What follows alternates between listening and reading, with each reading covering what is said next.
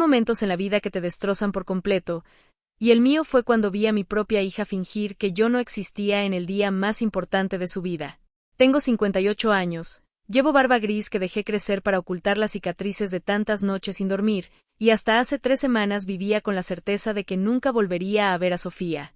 Mi hija, mi pequeña princesa que ahora es una mujer adulta que prefirió borrarme de su historia antes que explicar a sus invitados quién diablo soy yo. El sudor frío que me recorre la espalda ahora mismo es el mismo que sentí cuando la vi caminar hacia el altar con ese vestido blanco que brillaba bajo las luces doradas de la iglesia, y yo estaba ahí parado como un idiota, escondido entre las últimas filas, con el corazón latiendo tan fuerte que pensé que todos le escucharían. No vine a arruinar su día. Eso quiero que quede claro desde el principio. Vine porque durante 17 años he vivido con el vacío de no saber si estaba bien, si era feliz, si me odiaba o si simplemente había logrado olvidarme por completo. 16 años sin una sola palabra, sin una llamada, sin un mensaje, nada.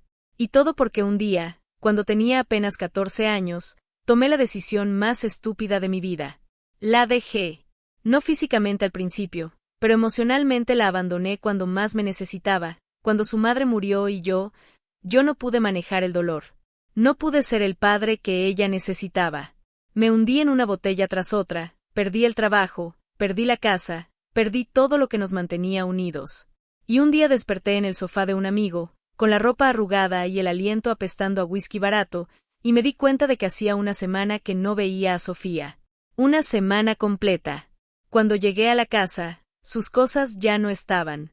Se había ido a vivir con mi hermana Clara, y cuando intenté hablar con ella, me miró con esos ojos verdes que heredó de su madre y me dijo algo que me persigue hasta hoy: ya no eres mi papá. Los papás de verdad no desaparecen cuando sus hijas más los necesitan. El olor a incienso y flores blancas llenaba cada rincón de esa iglesia, y yo respiraba entrecortadamente, tratando de no hacer ruido mientras veía cómo el hombre que ahora caminaba hacia ella la miraba con la misma adoración que yo solía tener cuando la veía dormir de bebé. Se llamaba David, lo supe después. 32 años, arquitecto, sonrisa perfecta y familia perfecta. Todo lo que yo nunca pude darle. La música del órgano resonaba contra las paredes de piedra, y cada nota me atravesaba como una bala fría porque recordé inmediatamente la vez que Sofía, con apenas 6 años, me pidió que la llevara a la iglesia para escuchar música como esa.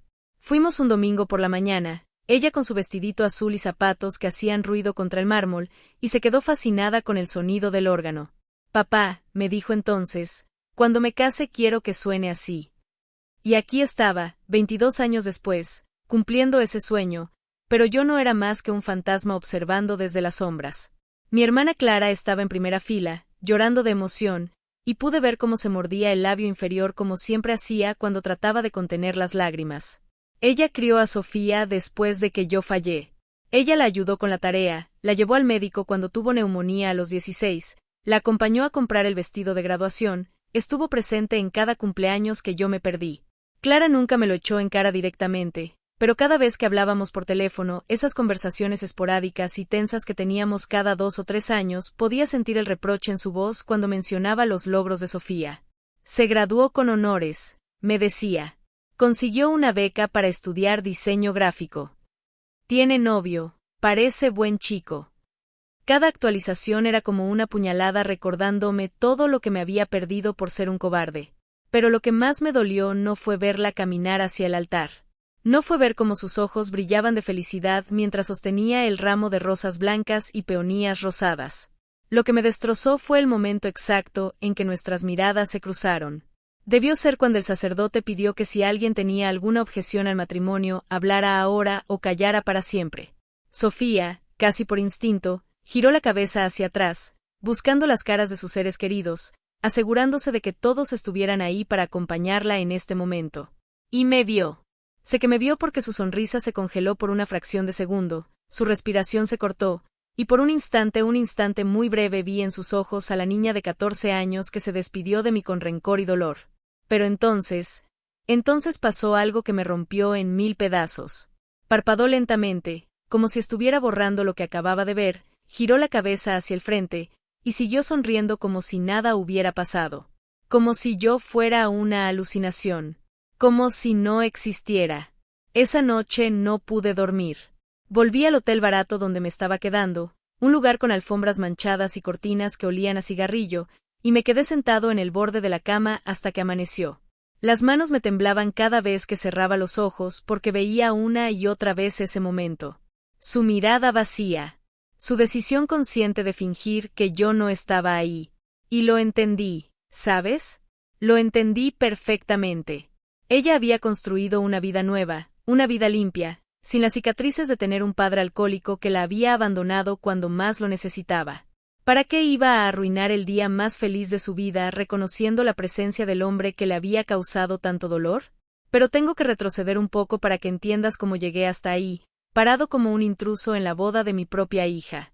Todo empezó 3 semanas antes, cuando recibí una llamada que cambió todo. Era miércoles por la tarde, yo estaba en mi pequeño apartamento de un ambiente que alquilo desde hace 5 años en las afueras de la ciudad, tratando de arreglar un grifo que goteaba desde hacía meses. Llevo una vida simple ahora.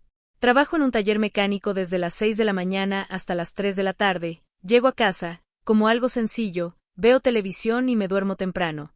Los fines de semana a veces voy al parque a alimentar a las palomas o me quedo en casa leyendo libros de segunda mano que compro en una librería del centro. No bebo alcohol desde hace 8 años. Nada. Ni una cerveza, ni una copa de vino. Aprendí por las malas que para mí no existe el término medio con el alcohol. O estoy sobrio o estoy destruyendo todo a mi alrededor. El teléfono sonó cuando menos lo esperaba. Era un número que no reconocía, pero algo me hizo contestar. Eduardo Martínez, dijo una voz femenina y suave del otro lado. Sí, soy yo, respondí, pensando que sería alguna encuesta o promoción comercial. Mi nombre es Carmen, soy amiga de Sofía, tu hija. Tal vez no debería estar llamándote, pero... Y ahí se detuvo. Mi corazón se detuvo también. Hacía años que nadie pronunciaba el nombre de mi hija en mi presencia. ¿Está bien?, pregunté inmediatamente, y pude escuchar mi propia voz quebrándose. Está bien, está perfecta, me tranquilizó Carmen. Se va a casar en 3 semanas. El sábado 16 a las 5 de la tarde en la iglesia de San Miguel, aquí en el centro. Pensé que tal vez te gustaría saberlo. El silencio que siguió fue ensordecedor. Podía escuchar mi propia respiración entrecortada y el zumbido de la heladera vieja del apartamento. ¿Por qué me lo dices?, logré preguntar finalmente. Carmen suspiró antes de responder. Porque anoche Sofía bebió un poco más de la cuenta en su despedida de soltera, y empezó a llorar hablando de ti.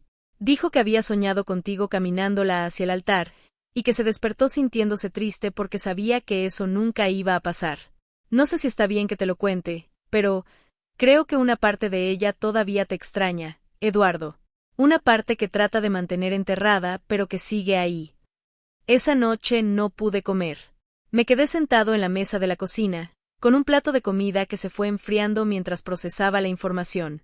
Mi hija se iba a casar. Mi pequeña Sofía, que solía jugar con muñecas y me pedía que le leyera cuentos antes de dormir, se había convertido en una mujer adulta que estaba a punto de comenzar su propia familia. Y yo me había perdido todo. Me había perdido sus primeras citas, su graduación, sus desamores, sus alegrías, sus miedos, sus sueños.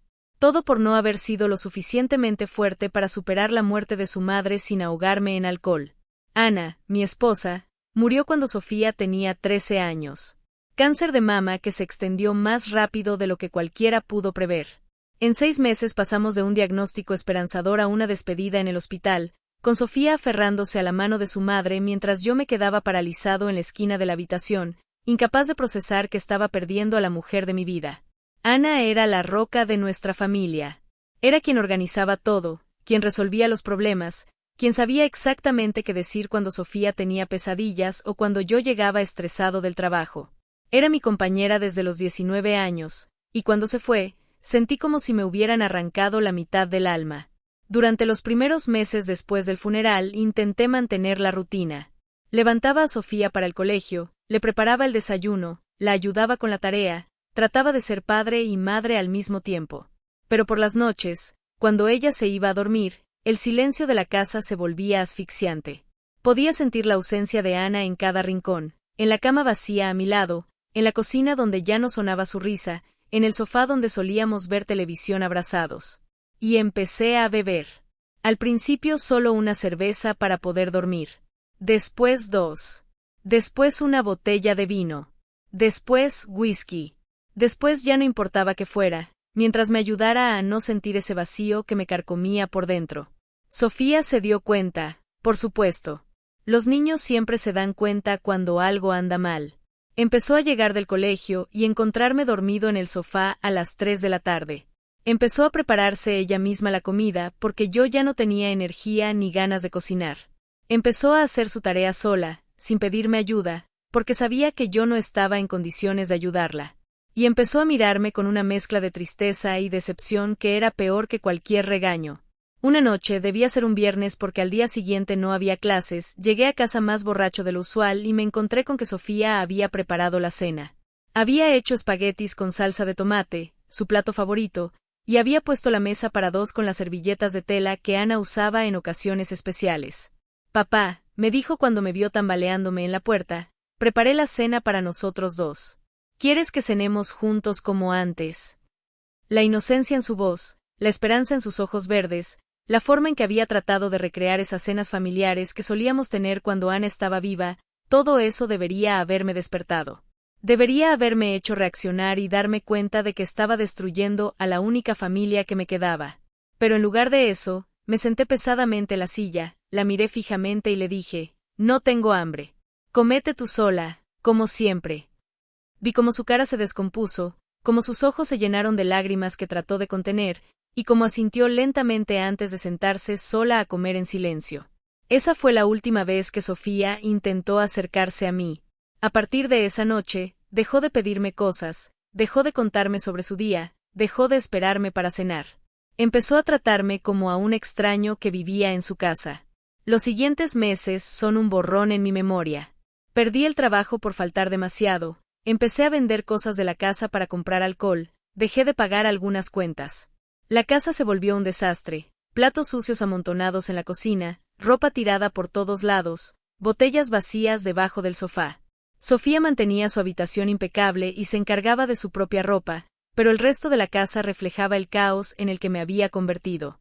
Un día, cuando llegué a casa después de haber pasado toda la tarde bebiendo en un bar, encontré a mi hermana Clara sentada en la sala con Sofía. Las 2 tenían caras serias y una maleta pequeña a los pies de mi hija. Eduardo, me dijo Clara con voz firme pero no agresiva, Sofía se va a venir a vivir conmigo por un tiempo. Recuerdo que me quedé parado en el marco de la puerta, tratando de procesar lo que acababa de escuchar. ¿Qué? Logré decir. Sofía no me miraba. Tenía la vista fija en sus zapatos y las manos entrelazadas en el regazo. No puedo seguir viviendo así, papá, dijo sin levantar la mirada. Cada día es peor. Cada día tomas más y me ignoras más. No tienes comida en la heladera, no hay dinero para mis útiles del colegio, y ayer llegaste tan borracho que te caíste en la ducha y me asusté porque pensé que te habías muerto. Su voz era apenas un susurro, pero cada palabra era como un puñetazo en el estómago. Sofía, empecé a decir, pero ella me interrumpió. Se puso de pie, me miró directamente a los ojos por primera vez en meses, y vi en esa mirada una madurez que no debería haber estado ahí. Una madurez forzada por las circunstancias, por tener que convertirse en la adulta de la casa cuando yo decidí dejar de serlo. Mamá no hubiera querido esto para nosotros, me dijo con voz temblorosa pero determinada. Ella no hubiera querido que yo creciera viendo a mi papá destruirse. Y yo ya no puedo más, papá. Ya no puedo seguir esperando a que vuelvas a ser quien eras antes. Y ahí fue cuando me dijo esas palabras que me han perseguido durante 17 años. Ya no eres mi papá. Los papás de verdad no desaparecen cuando sus hijas más los necesitan. Clara se levantó, tomó la maleta de Sofía y se dirigieron hacia la puerta. Cuando estés listo para ser padre otra vez, me dijo mi hermana antes de salir, sabes dónde encontrarnos. Pero no voy a permitir que destroces a esta niña más de lo que ya lo has hecho. Y se fueron. Así de simple. Un día tenía una hija y al día siguiente tenía una casa vacía y un silencio que gritaba más fuerte que cualquier discusión. Los siguientes años fueron una espiral descendente que no le deseo a nadie. Sin la responsabilidad de cuidar a Sofía, sin ninguna razón para mantenerme sobrio, me hundí completamente. Perdí la casa cuando dejé de pagar la hipoteca, viví en la calle por algunos meses, después en refugios para indigentes, después en casas de amigos que se cansaron de mí, después otra vez en la calle. Hubo noches en las que dormí en bancos de plazas, cubriéndome con cartones y periódicos, despertándome con frío hasta los huesos y preguntándome cómo había llegado tan lejos. Hubo días en los que no comí nada porque había gastado los pocos pesos que tenía en alcohol barato. Hubo semanas enteras de las que no recuerdo absolutamente nada porque vivía en un estado permanente de borrachera. Pero lo peor no era la pobreza ni la vida en la calle. Lo peor era la culpa constante, ese peso en el pecho que me acompañaba cada segundo de cada día. Sabía que en algún lugar de la ciudad mi hija estaba creciendo sin mí.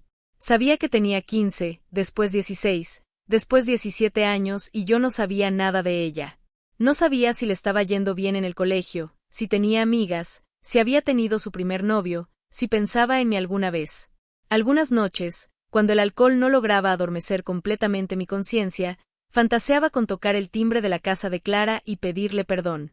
Imaginaba que Sofía me abriría la puerta, que me miraría con sorpresa pero también con alegría, que me abrazaría y me diría que me había extrañado. Pero después amanecía y me veía en el espejo roto de algún baño público, con barba descuidada, ropa sucia y olor a alcohol, y sabía que si aparecía así en la vida de Sofía solo le causaría más dolor. El punto de quiebre llegó una madrugada de diciembre, hace 8 años. Había estado bebiendo toda la noche en un bar de mala muerte en el que me dejaban quedarme a cambio de limpiar los baños. Cuando cerró el lugar, salí a la calle tambaleándome y decidí caminar hasta la casa de Clara. No sé qué pensaba hacer exactamente. Tal vez solo quería ver la casa donde vivía mi hija, tal vez quería verla salir al colegio, tal vez simplemente necesitaba sentir que ella existía de verdad y no era solo un recuerdo doloroso. Llegué al barrio cuando empezaba a amanecer, y me escondí detrás de un auto estacionado desde donde podía ver la entrada de la casa. A las 7:30 de la mañana, la puerta se abrió y salió Sofía. Tenía 17 años y se había convertido en una mujer hermosa. Llevaba el uniforme del colegio, una mochila al hombro y el pelo recogido en una cola de caballo. Caminaba con la confianza de alguien que tiene sus cosas en orden, que sabe hacia dónde va. Se veía sana, se veía bien cuidada, se veía feliz. Y en ese momento me di cuenta de algo que me partió el alma. Estaba mejor sin mí. Había encontrado estabilidad, seguridad y amor en la casa de Clara. Había logrado reconstruir su vida después del daño que yo le había causado. Y si yo aparecía ahí, en el estado en el que estaba, solo iba a destruir esa estabilidad que tanto le había costado conseguir. Pero lo que realmente me cambió la vida pasó después. Sofía comenzó a caminar hacia la parada del autobús, y yo, sin pensarlo claramente, empecé a seguirla a cierta distancia. Quería verla un poco más, escuchar su voz si hablaba con alguien, simplemente estar cerca de ella aunque fuera como un fantasma. En la parada había otros chicos del colegio esperando el autobús, y pude ver cómo Sofía saludaba a una amiga con un abrazo y una sonrisa genuina. Estaban hablando de algo que las hacía reír, y el sonido de la risa de mi hija después de tantos años de silencio fue como escuchar música celestial. Pero entonces el viento cambió de dirección y mi olor llegó hasta donde estaban ellas. El olor a alcohol rancio, a ropa sucia, a abandono. Sofía arrugó la nariz y miró hacia atrás, buscando el origen de ese olor. Nuestros ojos se encontraron por un segundo, y lo que vi en su mirada me destruyó completamente. No era amor, ni siquiera odio. Era asco. Asco puro y simple. Me miraba como si fuera un indigente cualquiera, sin reconocerme, pero con esa expresión de repulsión que le dedicaba a algo desagradable que prefería no ver. Y tenía razón. En ese momento yo no era su padre. Era apenas un hombre sucio y borracho que la estaba siguiendo. Era exactamente el tipo de persona de la que una chica joven debería alejarse. El autobús llegó en ese momento, Sofía se subió sin mirar atrás, y yo me quedé ahí parado, viendo cómo se alejaba de mi vida una vez más. Pero esta vez algo había cambiado dentro de mí. Por primera vez en años, no quise beber. Por primera vez en años, sentí algo más fuerte que la autocompasión. Sentí vergüenza. Vergüenza real y profunda de lo que me había convertido, de lo que le había hecho a mi hija, de haber desperdiciado tantos años hundiéndome en lugar de luchar por recuperarla. Esa misma tarde fui a un centro de rehabilitación. No tenía dinero para pagarlo, pero me aceptaron en un programa gratuito para indigentes. Los primeros días fueron un infierno. El síndrome de abstinencia me hacía temblar incontrolablemente, sudar frío, vomitar hasta que solo salía bilis amarga. Tenía alucinaciones, pesadillas, momentos en los que no sabía dónde estaba ni qué día era. Pero cada vez que quería rendirme, recordaba la cara de asco de Sofía en la parada del autobús, y eso me daba fuerzas para seguir. No quería seguir siendo esa persona. No quería que mi hija se avergonzara de llevar mi apellido. El tratamiento duró 6 meses. 6 meses de terapia grupal, terapia individual, trabajos manuales, rutinas estrictas y muchísimo trabajo interno. Aprendí que el alcohol había sido mi forma de escapar del dolor, pero que ese escape me había costado todo lo que realmente importaba. Aprendí que la muerte de Ana no justificaba haber abandonado a Sofía. Aprendí que ser padre no termina cuando las cosas se ponen difíciles, sino que ahí es cuando más importante se vuelve. Y aprendí, más dolorosamente, que algunas heridas son tan profundas que tal vez nunca sanen completamente. Cuando salí del centro de rehabilitación, me conseguí el trabajo en el taller mecánico donde sigo hasta hoy. El dueño, don Roberto, es un hombre mayor que también tuvo problemas con la bebida en su juventud y que cree en darle oportunidades a gente como yo. Al principio me pagaba muy poco y me tenía en periodo de prueba, pero con el tiempo demostré que era confiable y que sabía hacer bien mi trabajo. Me ayudó a conseguir el apartamento donde vivo ahora, me prestó dinero para los primeros meses de alquiler y depósito, y se convirtió en algo así como un padre para mí. Nunca me preguntó por mi familia, pero creo que intuía que había perdido cosas importantes en mi vida anterior. Durante estos 8 años de sobriedad, muchas veces pensé en contactar a Sofía. Escribí cartas que nunca envié, practiqué discursos frente al espejo, caminé hasta la casa de Clara y me quedé parado en la esquina sin atreverme a tocar el timbre. ¿Qué le iba a decir? Hola, soy tu papá, el que te abandonó cuando tenías 14 años, pero ahora estoy sobrio y me gustaría que me perdonaras. ¿Podemos volver a ser una familia como si nada hubiera pasado? Era ridículo. Ella había seguido con su vida, había crecido, se había convertido en una mujer independiente sin mi ayuda. Tal vez hasta era mejor que yo siguiera siendo solo un mal recuerdo del pasado. Pero cuando Carmen me llamó para contarme sobre la boda, algo se removió dentro de mí. Una necesidad desesperada de verla, aunque fuera una última vez. De verla feliz, de verla convertida en la mujer hermosa que sabía que era, de ser testigo del momento más importante de su vida, aunque fuera desde las sombras. No quería interrumpir nada, no quería causar drama, solo quería estar ahí. Solo quería que una parte de mí, aunque fuera invisible, acompañara a mi hija en su día más especial. Los días previos a la boda fueron torturantes. Me compré un traje usado pero decente, me corté el pelo, me arreglé la barba. Practiqué frente al espejo qué haría si por casualidad Sofía me veía y decidía hablarme. ¿Debería acercarme? ¿Debería mantener la distancia? ¿Debería irme inmediatamente para no arruinar su momento? No tenía respuestas. Solo sabía que necesitaba estar ahí. El día de la boda llegué a la iglesia 1 hora antes de la ceremonia. Me senté en la última fila, en el lado izquierdo, desde donde podía ver todo pero manteniendo un perfil bajo. Vi llegar a los invitados, familia de Clara que reconocí después de tantos años, amigos jóvenes que debían ser compañeros de trabajo o de la Universidad de Sofía, gente mayor que supuse serían conocidos de la familia del novio. Todos se veían felices, emocionados, elegantes. Yo me sentía como un impostor vestido de persona decente. Cuando llegó David, el novio, pude ver por qué Sofía se había enamorado de él. Era alto, de sonrisa amable, se notaba que estaba nervioso pero feliz. Saludaba a los invitados con calidez genuina, y cuando habló con Clara pude ver el cariño real entre ellos.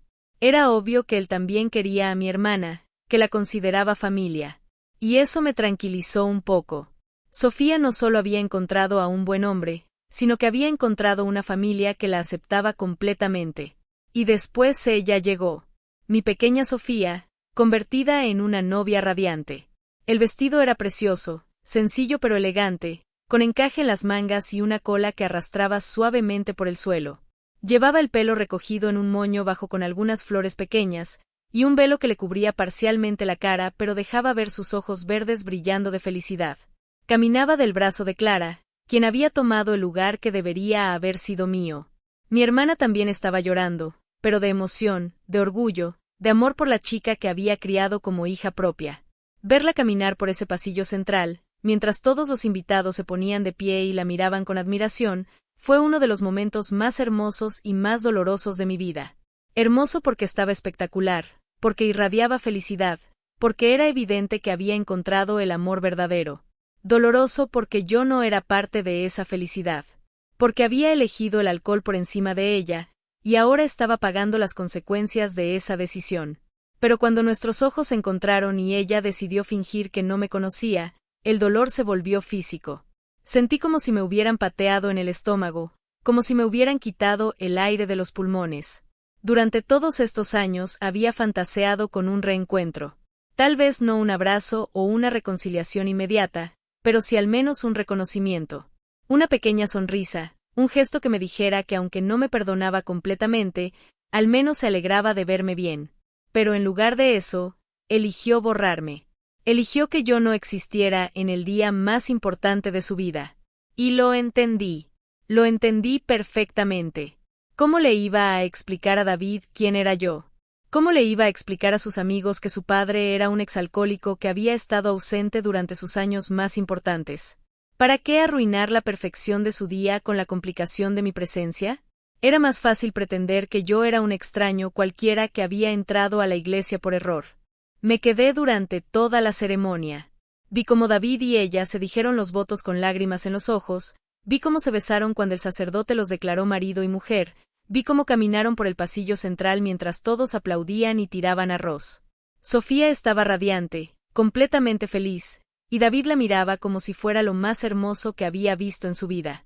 Era exactamente como debía ser. Era exactamente lo que ella se merecía.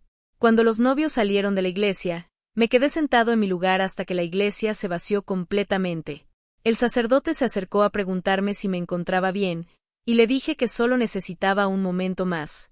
Cuando finalmente salí, vi a lo lejos las fotos familiares que se estaban tomando en los escalones de la iglesia. Sofía posaba con David, después con Clara, después con los padres de él, después con grupos de amigos. Todos sonreían, todos se veían felices, todos pertenecían a ese momento. Yo no. Esa noche, de vuelta en mi hotel, me senté en el borde de la cama y por primera vez en 8 años tuve ganas de beber. No para emborracharme hasta perder la conciencia, sino solo para adormecer un poco el dolor, para poder procesar lo que había pasado sin que me doliera tanto. Pero no lo hice, porque sabía que si empezaba a beber esa noche, todo el trabajo de estos 8 años se perdería.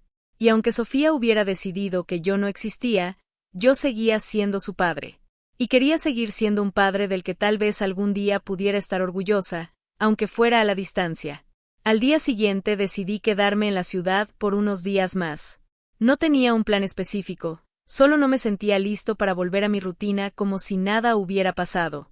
Caminé por el centro, por los parques donde solía llevar a Sofía cuando era pequeña, por la heladería donde le compraba helados de chocolate los domingos después de misa.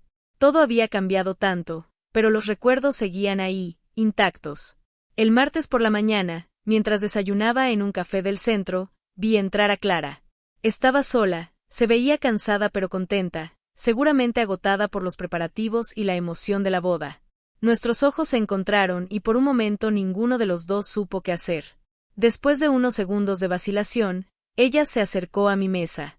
«Eduardo», me dijo, y su voz tenía una mezcla de sorpresa y algo que no pude identificar inmediatamente. «No esperaba verte aquí». Me levanté para saludarla, sin saber si debería darle un abrazo o simplemente quedarme parado ahí. «Hola, Clara. ¿Te ves bien?» Ella sonrió levemente. «Tú también. Te ves diferente. Mejor». Se sentó en la silla frente a mí sin que yo se lo pidiera, y pedimos café en silencio. «¿Estuviste en la boda?», me dijo después de unos minutos. No era una pregunta. Sí, admití. Carmen me llamó para contarme. No quise interferir, solo quería verla. Clara asintió lentamente. Ella te vio. Lo sé. Y fingió que no me conocía. Estuvo bien. Era lo correcto. Clara me miró fijamente durante un largo momento. ¿Lo correcto para quién? Eduardo? ¿Para ella o para ti? No supe qué responder. Sofía ha hablado de ti más de lo que crees, me dijo finalmente. Especialmente en los últimos años. Al principio era solo rabia, resentimiento, dolor. Pero con el tiempo, con terapia y mucha paciencia, empezó a entender algunas cosas. Empezó a entender que la muerte de Ana te destruyó también a ti, que no eras un hombre malo que decidió abandonar a su hija, sino un hombre roto que no supo cómo manejar su dolor. Sus palabras me tomaron por sorpresa. Durante todos estos años había asumido que Sofía me odiaba, que me había borrado completamente de su vida. Saber que había hablado de mí, que había tratado de entender lo que había pasado, era algo que no esperaba. Pero eso no significa que esté lista para tenerte de vuelta en su vida, continuó Clara. Ha construido una estabilidad emocional que le costó muchos años conseguir. Está feliz, tiene una carrera exitosa, un matrimonio hermoso, una vida ordenada. Y tiene miedo de que si te permite volver, todo eso se tambalee. Entiendo, le dije, y era verdad. No vine aquí para pedirle que me perdone o para meterme en su vida. Solo quería verla feliz. Clara me estudió con la mirada. ¿En serio? ¿No tienes ninguna expectativa de reconciliación? No, mentí. Por supuesto que tenía expectativas. Por supuesto que fantaseaba con un día poder hablar con Sofía, explicarle todo lo que había pasado, pedirle perdón, conocer a su esposo, tal vez incluso conocer a mis futuros nietos. Pero sabía que esas eran fantasías mías, no la realidad de ella. Está viviendo en un apartamento precioso en el barrio norte, me dijo Clara de repente. Ella y David. Él es arquitecto, ¿sabías? Diseñó el apartamento él mismo antes de que se comprometieran. Sofía trabaja en una agencia de publicidad, es muy buena en lo que hace. Le encanta viajar, han estado en Europa 2 veces juntos. Quieren tener hijos en un par de años. Me estaba dando información sobre la vida de mi hija como si fuera un regalo, y de alguna manera lo era. Durante 17 años no había sabido nada de ella, y ahora tenía algunos datos concretos sobre quién era como adulta. ¿Es feliz?, le pregunté, aunque ya conocía la respuesta. Muy feliz, me confirmó Clara. David la adora, la trata como a una reina. Y ella lo ama profundamente. Son una pareja sólida, Eduardo. Se complementan bien. Sentí una mezcla de alivio y tristeza. Alivio porque mi hija había encontrado el amor verdadero y la estabilidad que yo no había podido darle. Tristeza porque yo no era parte de esa felicidad. Hay algo más, me dijo Clara después de un momento. Sofía quiere que sepas que no te odia. Me pidió específicamente que te dijera eso si alguna vez te encontraba. No te odia, Eduardo, pero tampoco está lista para tener una relación contigo. Tal vez algún día, pero no ahora. Necesita tiempo, necesita estar segura de que realmente has cambiado, necesita estar segura de que no la vas a lastimar otra vez. Sus palabras me dieron más esperanza de la que había sentido en años. No me odiaba. Era un comienzo. ¿Cómo sabe que he cambiado?, pregunté. Clara sonrió por primera vez en toda la conversación. Porque te he estado siguiendo el rastro, Eduardo. Sé que llevas 8 años sobrio. Sé que trabajas en el taller de don Roberto. Sé que vives solo, que no te metes en problemas, que has mantenido la misma rutina durante años. Y se lo he contado a Sofía. Ella sabe que has hecho el esfuerzo de reconstruir tu vida. Me quedé sin palabras. No tenía idea de que Clara había estado monitoreando mi progreso durante todos estos años. ¿Por qué?, logré preguntar. Porque sigo creyendo que en el fondo eres un buen hombre, me respondió. Porque creo que Ana no se habría enamorado de ti si no tuvieras algo bueno que ofrecer. Y porque, a pesar de todo lo que pasó, sigues siendo el padre de Sofía. Eso no cambia, sin importar cuántos años pasen. Se terminó el café y se preparó para irse. Antes de levantarse, me escribió algo en una servilleta. Esta es la dirección del apartamento de Sofía, me dijo. No te estoy diciendo que vayas. No te estoy diciendo que toques el timbre. Solo te estoy dando la información, por si algún día decides que necesitas escribirle una carta o enviarle algo. Lo que hagas con esta información depende completamente de ti. Y se fue, dejándome sentado ahí con una servilleta que contenía la dirección de mi hija. La guardé en mi billetera y durante el resto de mi estadía en la ciudad, la saqué cientos de veces para leerla. Sabía exactamente dónde quedaba el barrio norte, podría caminar hasta ahí en menos de una hora. Pero no lo hice. No ese día, no esa semana. Volví a mi apartamento, a mi trabajo, a mi rutina. Pero algo había cambiado dentro de mí después de ver a Sofía en su boda. Una sensación de cierre, pero también de nueva posibilidad. Durante todos estos años había vivido con la culpa constante de lo que había hecho, con la certeza de que había perdido a mi hija para siempre. Pero ahora sabía que ella no me odiaba, que entendía hasta cierto punto lo que había pasado, y que tal vez, algún día en el futuro, podríamos tener algún tipo de relación. 2 meses después de la boda, decidí escribirle una carta. No para pedirle que me viera, no para presionarla de ninguna manera, sino simplemente para decirle todo lo que había estado guardando durante 17 años.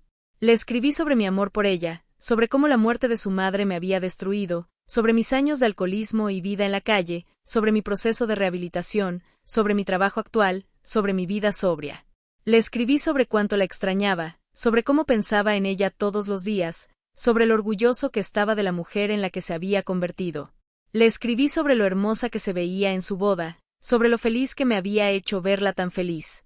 Y le escribí sobre mi esperanza de que algún día, cuando ella estuviera lista, pudiéramos volver a hablarnos. La carta terminó siendo de 12 páginas. La reescribí varias veces, borrando partes que sonaban autocompasivas, agregando otras que expresaban mejor mis sentimientos.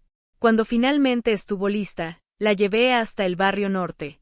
No toqué el timbre del apartamento, pero dejé la carta en el buzón con su nombre y apellido de casada. Sofía Martínez de Herrera.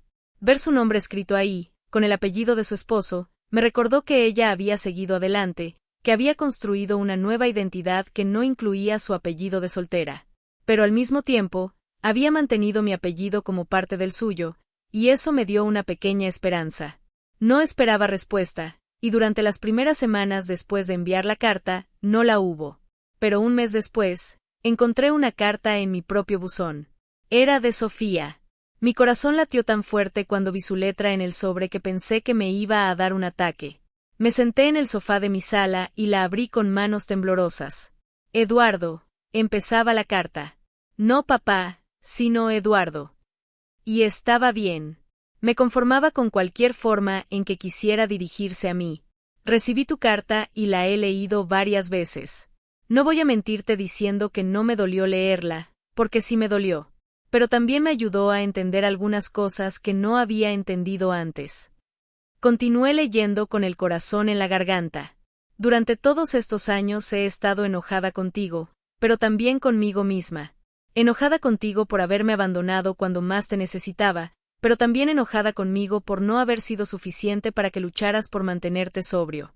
Sé que suena ridículo, porque eras solo una niña, pero durante mucho tiempo pensé que si hubieras sido una hija mejor, tal vez no habrías necesitado beber tanto.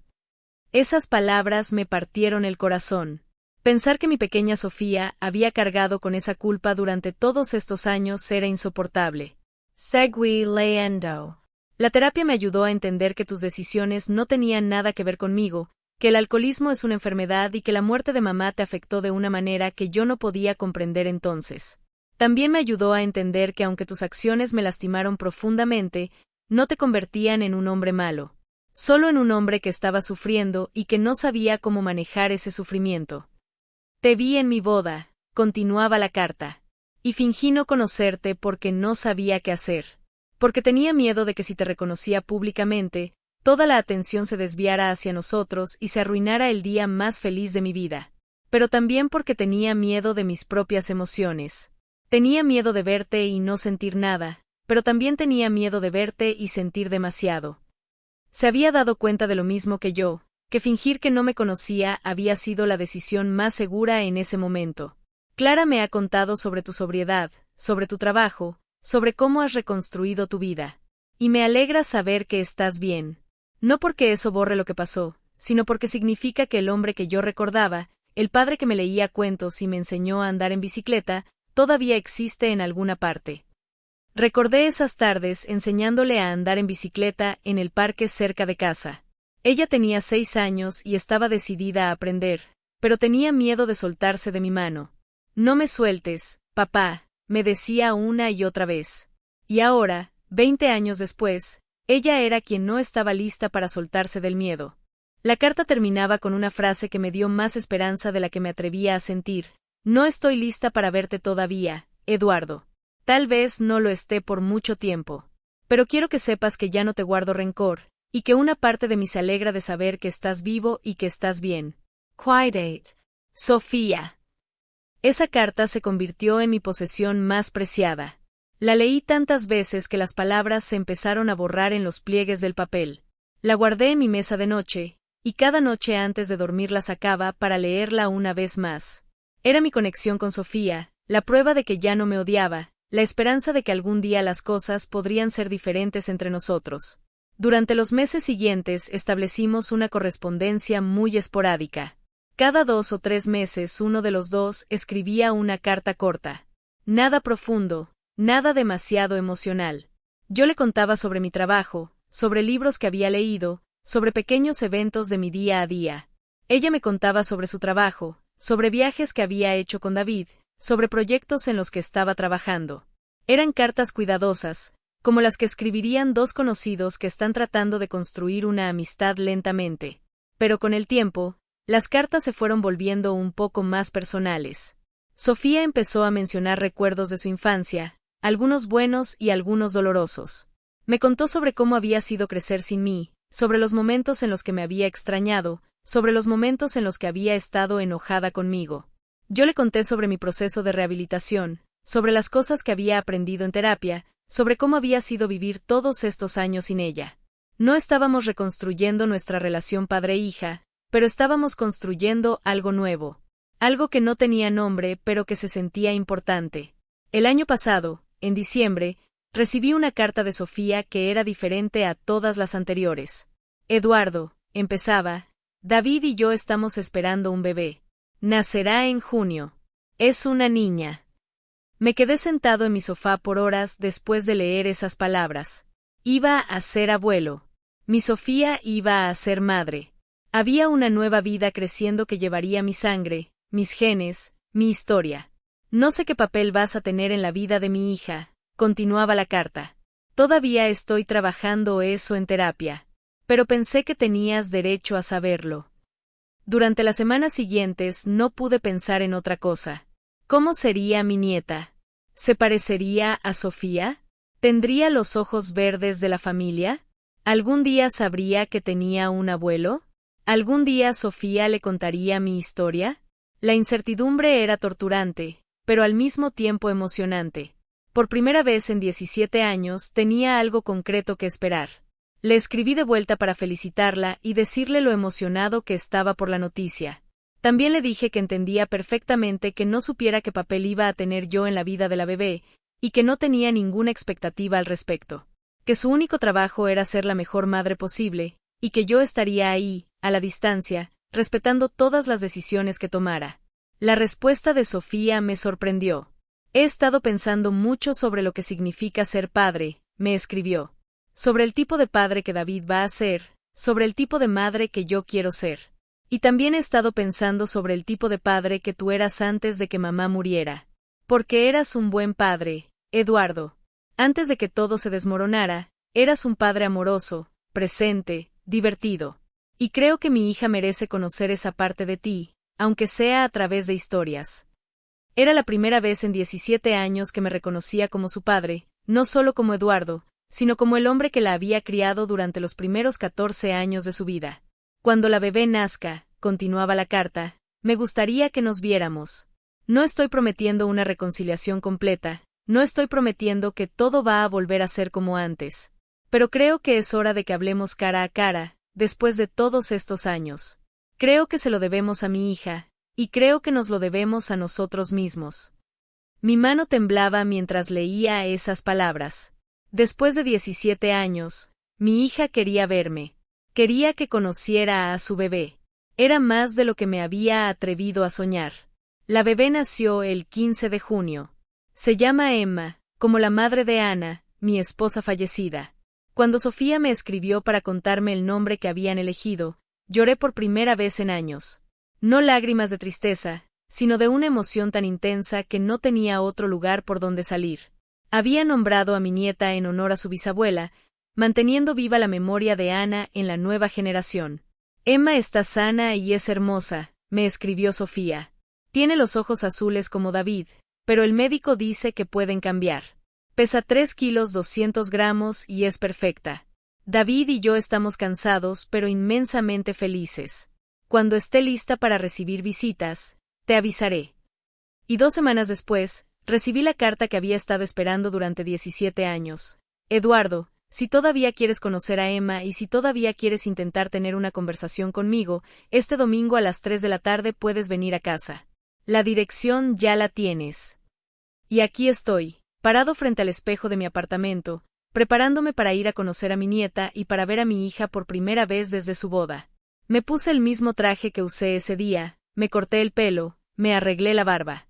Las manos me tiemblan de nervios, pero es un temblor diferente al que tenía cuando bebía. Es el temblor de la anticipación, de la esperanza, del miedo a arruinar esta oportunidad que la vida me está dando. No sé qué va a pasar hoy. No sé si Sofía y yo lograremos reconstruir algún tipo de relación. No sé si podré ser parte de la vida de Emma, aunque sea de una manera pequeña. No sé si David me aceptará como parte de la familia extendida. No sé nada, y eso me aterra. Pero también sé que estas son las mejores cartas que he tenido en la mano en 17 años, y no las voy a desperdiciar. Hace 8 años, cuando vi a Sofía en la parada del autobús y decidió fingir que no me conocía, pensé que había perdido a mi hija para siempre. Hoy, mientras me preparo para ir a conocer a mi nieta, me doy cuenta de que a veces las segundas oportunidades llegan cuando menos las esperamos. Y a veces, fingir que alguien no existe es solo la forma que tiene esa persona de protegerse hasta que esté lista para enfrentar la verdad. Mi hija no fingió no conocerme porque me odiara.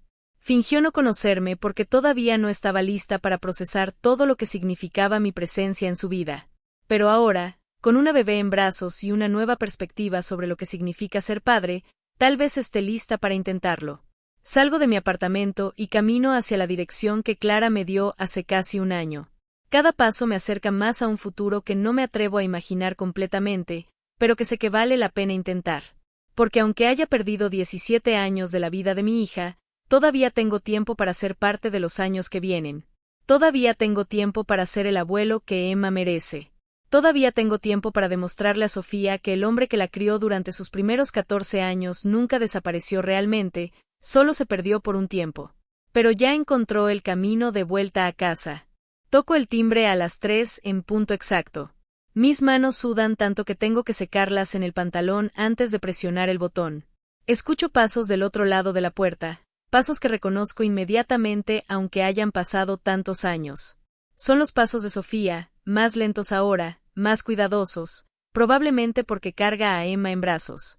Cuando la puerta se abre, el tiempo se detiene por completo. Ahí está mi hija, mi pequeña princesa convertida en madre, con una bebé diminuta dormida contra su pecho. Se ve cansada, con ojeras que hablan de noche sin dormir, pero hay una serenidad en su rostro que no había visto desde antes de la muerte de Ana. Hola, Eduardo, me dice, y su voz suena más madura, más segura de sí misma.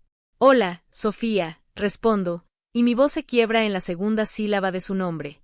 Nos quedamos ahí parados por unos segundos que se sienten eternos, mirándonos realmente por primera vez en 17 años.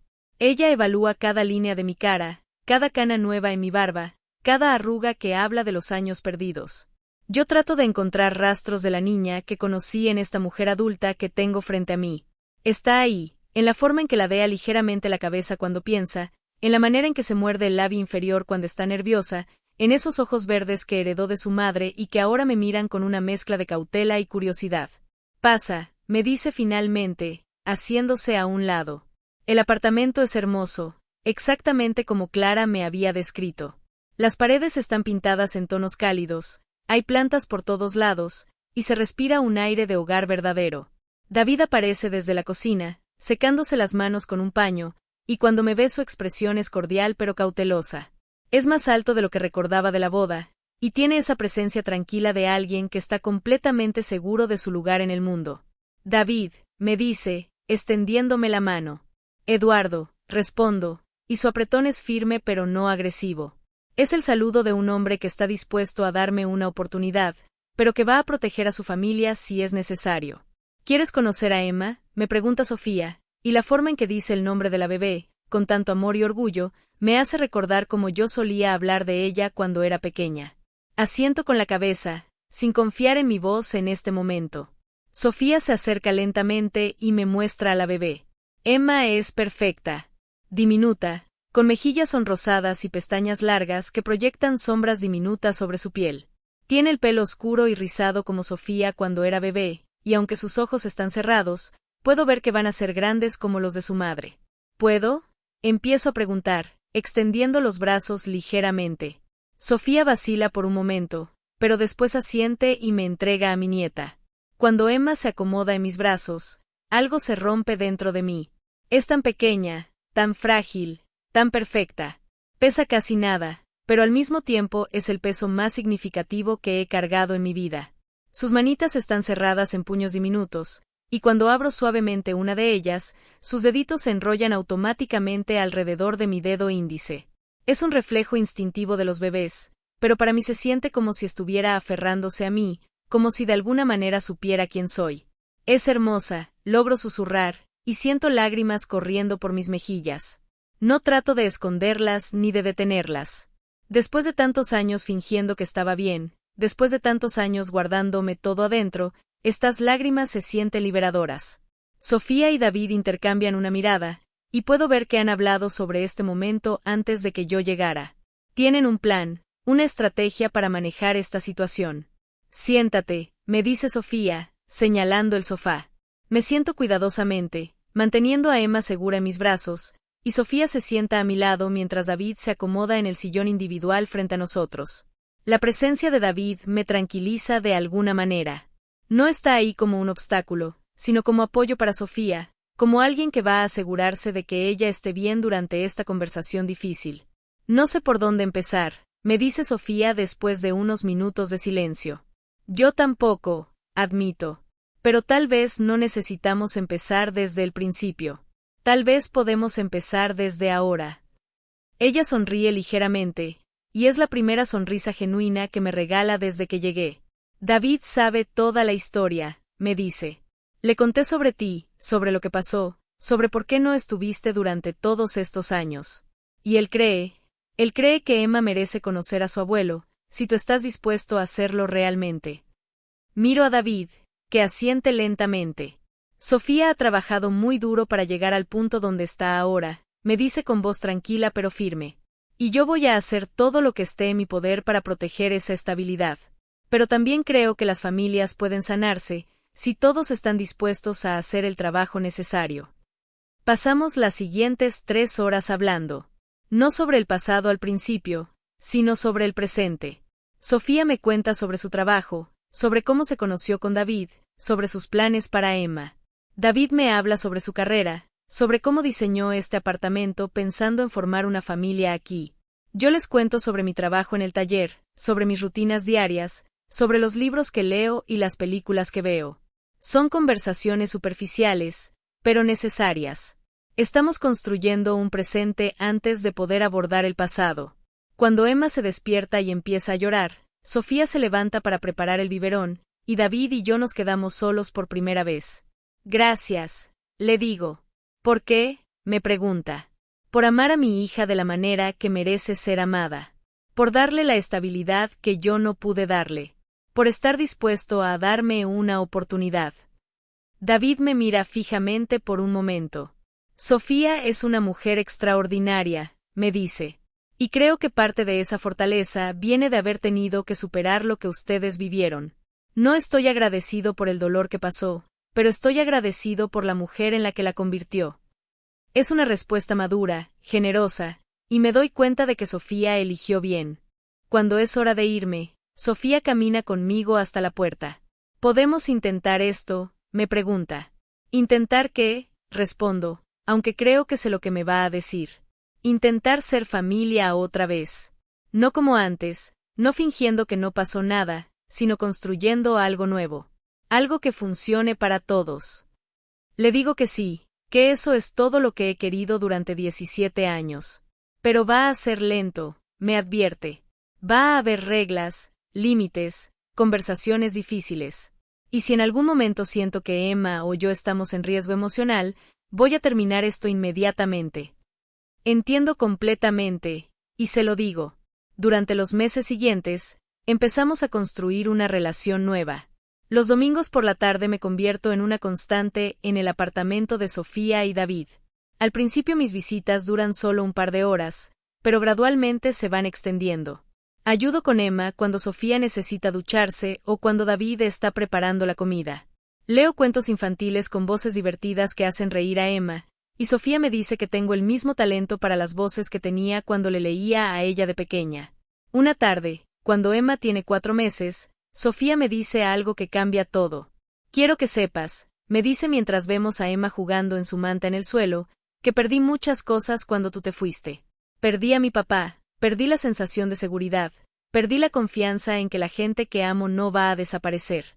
Pero también gané algunas cosas.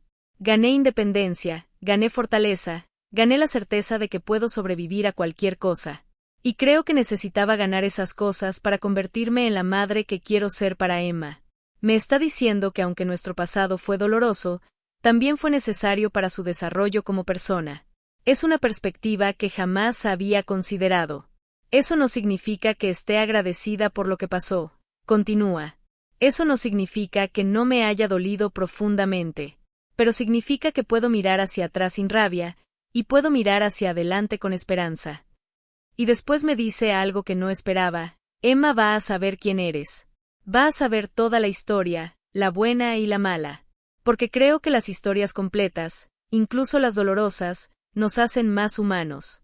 Y quiero que mi hija crezca entendiendo que las personas pueden cambiar, que las familias pueden sanarse, que el amor puede sobrevivir incluso a los errores más grandes.